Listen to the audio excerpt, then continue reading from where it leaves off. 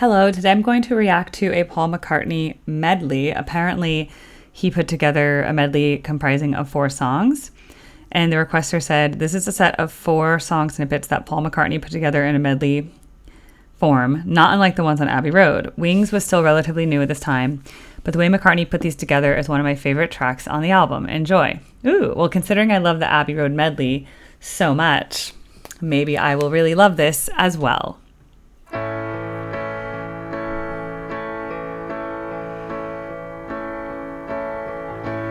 I've waited all my life for you. Ooh, chromatic. Hold me tight. Take care of me and I'll be right. Hold me tight. Nice harmony. Hold me tight. Hold me tight. Hold me right. Hold me tight.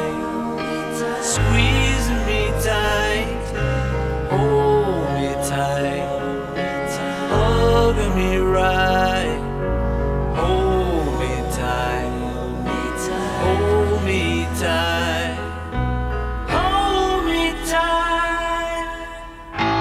You won't be going out tonight. Ooh, I like this part. This sounds so much like the Beatles.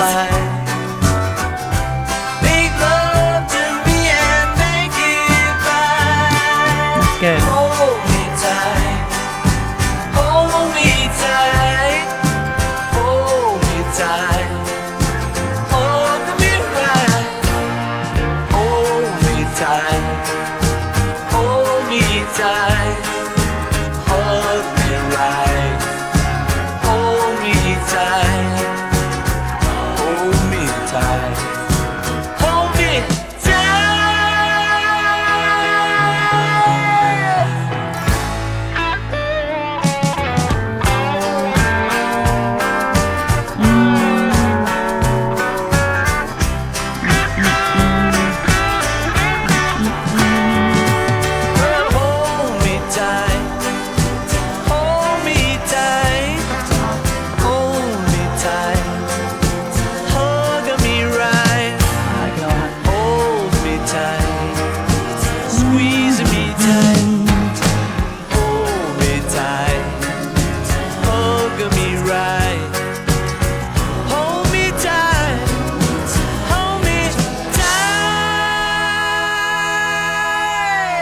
Very different than his Beatles version. Lazy dynamite.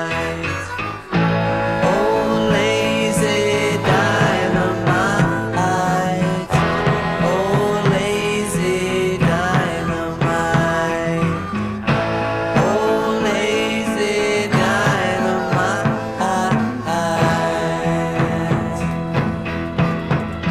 Won't you come out tonight? When the time is right, or will you find that feeling in your heart? Don't you know that inside there's a love you can't hide? So why do you find that feeling in your heart?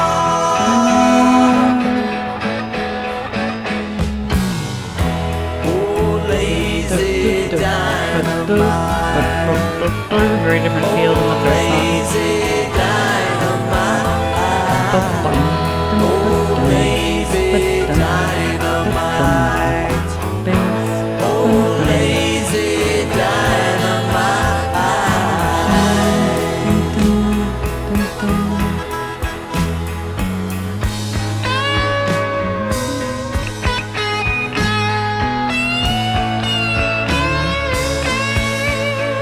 why do you find that feeling in your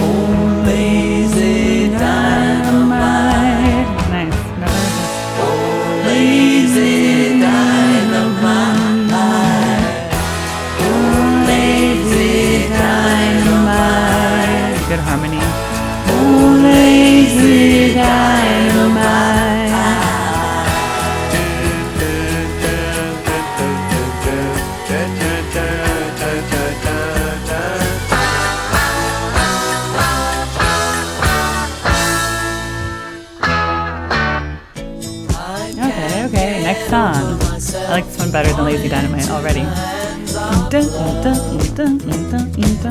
I just so Paul McCartney.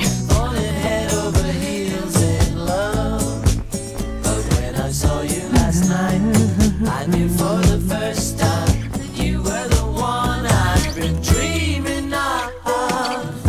I can't get over myself, falling into the hands of love, falling into the hands of love. Okay.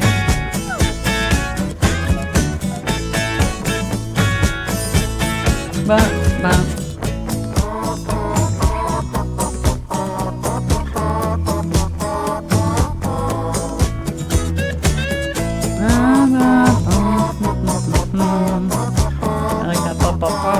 Sounds like interesting. When I saw you last night, I knew for the first time you were the one I've been dreaming of. I can't get over myself, falling into the hands of love, falling into the hands of love, love, sweet love.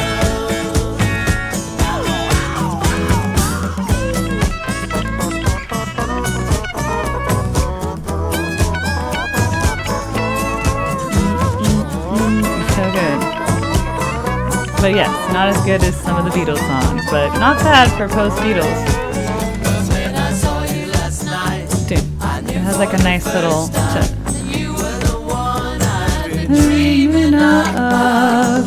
I can't get over myself, Sounds good. falling into the hands of love, falling into the hands of love, love, sweet love.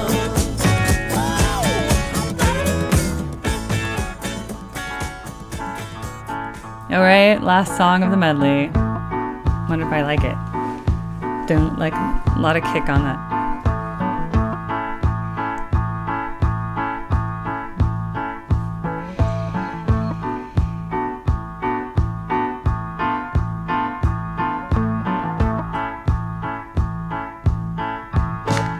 Maybe a power cut and the candles burn down low, but something inside of me says the bad news isn't so. It has such a strong, like that. May never tell you, but maybe you should I like that. know. I like the backup singers and the Maybe a miracle, and maybe I love you so. Be I love you so. Be I love you so. Be I love you so. predict it because it follows rules. Be I love you so. Be I love you so. Be I love you so.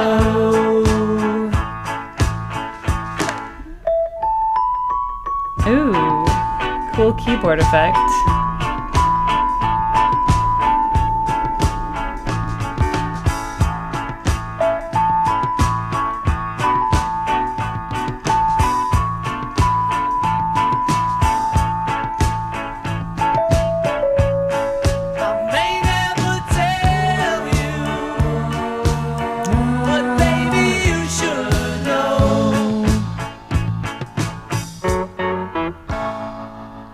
Maybe a miracle, and maybe I love you so. Be I Love you so, be I love you so. be I love you so. Maybe I love you so. Be I love you so. Be I love you so. Maybe I Love you so. be I love you so. Be I love you so. Baby, I love you so. Be I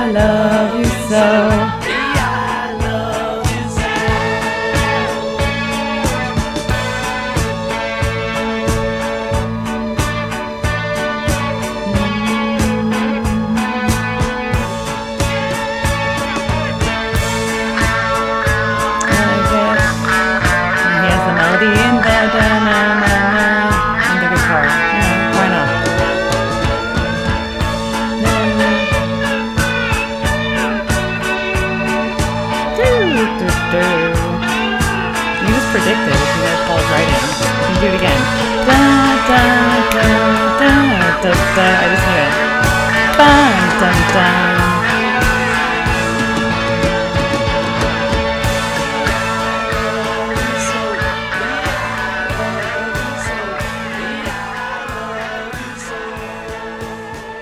Fade out. Okay. I like it. Okay, so that's an example of where, because I know Paul McCartney's writing so well, because my ear was trained in it from listening to it as a child for so long, I was able to predict what he was going to do. Once he established the melody and the chord progression in each song, I was like, oh, I know exactly how this is going to go post that. Because it's so him. It's like, sounds like a lot of other songs he'd written with slight variation. So once I understood what the melody was, I was like, oh, I can predict this and sing along. So I enjoy that. That's part of the reason I love the Beatles so much, is that, well, it's just amazing, right? But specifically, Paul McCartney's writing is different than how John Lennon's writing was, and that's different from how George Harrison's writing was. And did Ringo write those songs? We don't know. Maybe. Okay, Ringo wrote some songs. Okay, so Paul McCartney's greatness is just amazing, right? But I know how he writes, and I like the way he writes. And I've tried to write songs the way he writes because it's a good lesson in harmony. He uses like structure. He uses musical structure, like question and answer phrases and things like that. And I like the way he harmonizes, the way he chooses his vocal harmonies, the call and response, having like la la la la la la la's, having la la la people in the background to back up. Like, it's just typical Paul McCartney things. And so even though I'd never heard that before, I liked it. And I would listen to that again. Because you know how sometimes I listen to something and then I'm like, I wouldn't really listen to that again. Like, I get tipped to listen to music now, right? So then sometimes it's like, okay, I did a tip, I do a video on it, and then I'm like, I'm never going to listen to that again. This, I'm like, I would listen to this again because I'd want to get it more in my ear. And obviously, I know he's written much better songs than these, but it's not a bad little compilation, honestly. It's basic compared to a lot of other stuff he's written, but it works together, and I think that it's good. Like, I think it's, I'd like to just hear again how he does the transitions between the songs, and kind of also finding like a theme, like what is the string that ties them all together. I'd have to like listen more carefully, like, are they all in the same key? Do they all have the same time signature? I'd like have to listen to what is the string between these? Are they thematically related on their content, like on their meaning, So I would want to hear more of that. Or are they just randomly 4 songs he strung together into a medley, so that's what I would analyze if I listened to it again. But considering I don't know much of Paul McCartney's post-Beatles work, to be honest, I don't know much of any of the Beatles post-Beatles work. My parents didn't really play that. And the sad, for me as a kid, when I found out John Lennon was dead before I was born, that was already tragic enough. So I was like, the Beatles. And then when George Harrison died, I like watched the funeral. I was like really upset about it. I went into mourning. I think I wore all black. I was that kind of dramatic girl that like, I'd like, oh, I must go into mourning like Scarlett O'Hara. And I like wore all black to school. And then when I read the Scarlet Letter in school, I like made my own Scarlet Letter and put it on my shirt and like went to school like that. It was like, that's the kind of girl I was, okay? I was very like dramatic in my interpretations of learning about literature and stuff like that, and funerals and music and just like whatever. That's always how I've been, though I've chilled out a little bit. Now I just like wearing neon thigh highs at concerts, It's a lot more fun than wearing a Scarlet A, I'll tell you that. So anyway, that was a really fun recording. And again, I don't have much solo Paul McCartney stuff, so that's interesting. And again, my channel does all the weird things. I don't just listen to what's popular and that's going to get me to 1 million followers, because there's a formula reactors. You can even ask AI that now. Like, what are the most popular songs in the world? Or like, which bands have the largest cult followings, right? And if you just like go down that, you're going to get to like 100,000 subscribers much faster. But I'm not doing it like that. I'm building like a core audience who I think, like, honestly, it's kind of like you just need to have 1,000 true fans. You don't actually have to have millions of followers. You just need to have 1,000 true fans. And I already think I'm on my way to that. I at least have a few hundred. So I'm like, yes, because I know who's my members. I know how many members I have on Patreon and how many members I have on YouTube. So I'm like, okay, like I'm getting there, you know? I'm getting to my 1,000 core fans. So it doesn't matter. I'd rather just do cool music that's interesting, and hopefully someone random finds it one day and is like, oh wow, I never heard this before. Cool. It's awesome a reactor did it, versus just, you know, anything else I could do. So totally enjoyed that. Let's check it off my list because that gives us a lot of fun. I had to rearrange this a bit. You can see the dates these are submitted, but some people put their things on the regular form who are benefactors, so I had to move them. And I didn't, oh, you guys can't even see that. But yeah, basically I moved around, 531 and is after 6-2 right now because these had to get moved from the regular form. So anyway, I'll wrap up there, and just remember to check out my link tree if you want to know how to check what's on the reaction queue. That's interesting because you can see what is on my queue, like what other people have requested, and then you can also kind of see what I've done because it's all highlighted green. Sometimes on YouTube it doesn't come up in your algorithm and you'd really have to search for it on my channel. So that's a cool thing that you can maybe see it visually and go, oh, I could search for that. You can request a reaction video, you can tip me, you can go to my Patreon, the non-censored thing where I have, like sometimes I have to blur the videos on YouTube, and I never have to blur videos on Patreon. So that's why it's there. Okay, I'll see you guys on the next video.